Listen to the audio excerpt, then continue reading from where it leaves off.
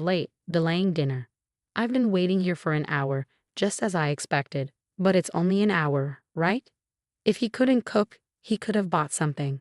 I did tell him when I'd be home. He could have taken some initiative. Holding back my frustration, I handed him a takeout box. I thought cooking would take too long, so I got this on my way home. In response, Paul slammed his beer glass on the table. Takeout again? Aren't you slacking off a bit too much lately? The last time I got takeout was about 2 weeks ago.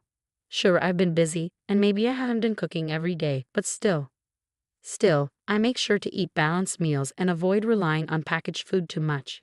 Even though I don't think I deserve criticism, as I debated whether to respond, Paul, misunderstanding, added insult to injury. Can't argue when it's true, huh? Do your chores properly. You've been coming home late and claiming overtime. Maybe you're out cheating. Paul's words ignited the resentment I've been feeling. If you know I'm working late, the least you could do is make dinner. You don't have to cook. Picking up takeout isn't that hard. I always tell you when I'll be late, and even with my busy schedule, I handle all the household chores. There's no need for that attitude. Paul glared at me. You're 3 years older, remember? I could have married a younger woman, but I chose you, Paul said, expecting gratitude and obedience. You should be thankful and listen to me. No one else would want you, so you'd be in trouble if I left, right? Did he really just say that? I was furious and couldn't hold back. If you wanted a younger woman, you should have married one before we got together. I asked if you were okay with me being older, and you said yes. That's why we got married. Even without you, I can manage my life. Paul laughed mockingly. Fine, let's get a divorce. With that, he grabbed his beer and takeout and went to his room. We've argued before, but this was different. I was done with him. I decided to eat my takeout to calm down. Maybe he was just hungry and annoyed, I thought as I ate. But I couldn't shake the disbelief that this was happening the day before my mom's death anniversary. After a while, I called out to Paul from outside his room. We need to leave by 8 a.m. tomorrow, so I'll wake you up around 7. There was no response, but I felt he was awake. With that said, I went to bed. The next morning, when I woke up early, Paul was already gone. The bags I packed were still in the room. He hadn't left for the gathering without me. Where did he go? I called his phone, but he didn't pick up.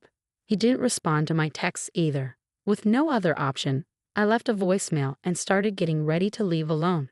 I finally reached Paul while waiting for the train at the station. I have a meeting. Can't leave it to my juniors, was all he said before the call ended abruptly. I was overwhelmed with a mix of anger and resignation, feeling stunned and bewildered. Before I could dwell on it further, the train arrived, burdened with luggage meant for 2. I boarded alone. Upon reaching my father's house, he asked anxiously, "Where's Paul?" Seeing my father's sadness since my mother's passing, I didn't want to add to his worries. Taking a deep breath, I forced a smile and replied, "Sorry, he got called into an important meeting." He was supposed to come, but with his recent promotion, it sounded crucial, so I encouraged him to prioritize it. My father nodded in understanding. I understand. He's working hard. It's disappointing not to see him, but your mother would understand. Let him know he's always welcome here. His words stung a bit, but I maintained my smile throughout the day. With no word from Paul and the night growing late, I didn't reach out to him either. Planning to stay the night and return home the next day as planned, I saw no need to contact him. Though it felt childish, I thought about making him his favorite dish, hamburgers, tomorrow. With that in mind, I went to bed. The next day, I left my father's house and got home around noon. Before going grocery shopping, I wanted to drop off my bags. As I entered the living room, I saw Paul had left dirty laundry lying around, as usual. I sighed, thinking he still hadn't learned how to use the washing machine, and tossed his laundry in with mine. Taking a break and returning to the living room, I noticed something on the table. As I got closer, I couldn't believe what I saw: divorce papers already signed by him. Why? I stared at the papers in disbelief. Was this his way of asking for a divorce? I grabbed my phone from my bag. It should be Paul's lunch break. I wasn't sure if he'd answer, but to my surprise, he did. As soon as I called, I asked, "What's the meaning of these divorce papers?" Paul laughed and replied, "What's there to question? It's exactly what it seems. I don't want an older wife who won't handle household chores. That's why I want a divorce. If we split, I can find a younger wife. After all, a wife is like a status symbol, right? I can't boast about you because you're older. It's tough when my team asks about you, and avoiding the topic isn't easy. I was speechless, unable to respond. If you want to avoid a divorce, start doing your chores properly. I'll be home as usual today, so make sure to get some beer, alright? If you disagree, take the divorce papers to court. It's your call. With that, he hung up, leaving me in shock, unable to utter a word. Paul probably assumed I'd comply if he said that. I only did the chores because I disliked having to ask or beg him. He must have believed I did it to keep him from leaving me. Perhaps he thought I wouldn't stand up to him because he's the dominant one. Being married to a younger husband might seem glamorous to some, but in reality, there's nothing remarkable about it. I often emphasized his youth, but in truth, he's average in looks, personality, and income. There's nothing particularly special about him. Labeling him as younger was simply convenient. When we married, I worried about the age gap, but now that we're both in our 30s and he's just 3 years younger, it doesn't seem significant. If there were a larger age difference between us, perhaps I feel differently. It's disheartening to constantly be labeled as the older wife when we're practically the same age. Determined to take action, I grabbed my bag and headed straight to the family court. Submitting the divorce papers brought a sense of relief, signaling the end of our relationship. I realized I could live without Paul. With newfound freedom, I felt lighter and decided to request a few days of paid leave from my boss. Luckily, work had just slowed down, and he granted me a week off. Now divorced, I needed to organize my belongings. With minimal possessions, cleaning up was a breeze. I stored larger items in a storage unit, packed essentials and clothes in my car, and spontaneously decided to visit a hot spring resort. Since it was the off-season, I found a cheap hotel for my stay without any hassle. Driving with excitement, I indulged in the hot springs and relaxed in my room, only to be interrupted by a ringing phone. "Michelle, I asked you to get beer, didn't I? Where are you?" It was Paul's usual time to return home. I chuckled, recalling his words. "I'm at a hot spring resort." "What? A hot spring resort? Why? What's going on?" "Didn't you say to file the divorce papers if I didn't agree with you?" I pictured my ex-husband flustered, and my laughter grew.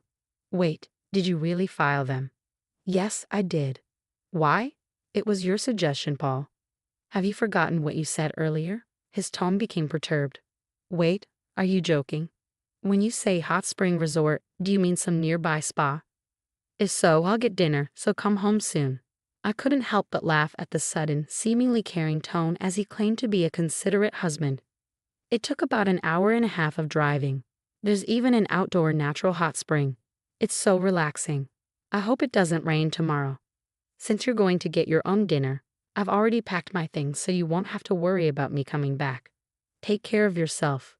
Paul begged me to return, but I had no intention of going back. You're the one who initiated the divorce. Have you forgotten? It was obvious you were using divorce as a threat to control me. I told you, I can manage without you. Now that you've divorced your older wife, go find a younger one. Whether you can or not, I don't know." Paul fell silent. "It's none of my business, but you should consider moving out of that apartment too." Finally, Paul spoke again. "Why should I?" His voice was barely audible. "Think about your income. You'll go broke soon if you keep living there. You can't clean, do laundry, or cook. You'll need housekeeping and dining out, right? That costs money. It would be a problem if most of your salary went into rent. You thought you were the provider, but my salary is nearly double yours. You never provided for me. If anything, it was the other way around. Also, you were overconfident just because of one junior. But did you know I have multiple juniors under me and even more under them?" I don't usually talk about work because Paul gets moody, but I outrank him in both position and salary. You'd think he'd notice after living together, but it seemed like he was fine finding out now. Perhaps Paul, being dominant and proud, kept his ego intact by looking down on me. Now that he can't, he must feel defeated. I've shattered his pride as payback for all these years. The reason I handled household chores without complaining, despite your domineering behavior, was partly because you were younger and I cut you some slack, and partly because it was too much hassle to ask you for anything. It's not like I needed you to stay with me. I was just taking care of your needs along with mine. So when you said, do the chores or we divorce, of course I chose divorce. We're strangers now. Goodbye then. I said what I needed to and hung up. Feeling refreshed, I savored the hotel's food afterward. As expected, Paul sought reconciliation, but I replied with a smile. I'm older than you. I'm sure you don't want me back. Presumably, he wasn't successful with younger women. Eventually, Paul gave up and moved out of the apartment. I hired a lawyer for the division of assets, demanding more to compensate for the burden of household chores imposed on me until now. Paul, being cheap, didn't hire a lawyer, so I had the upper hand. With my lawyer, we reached an agreement with favorable conditions for me.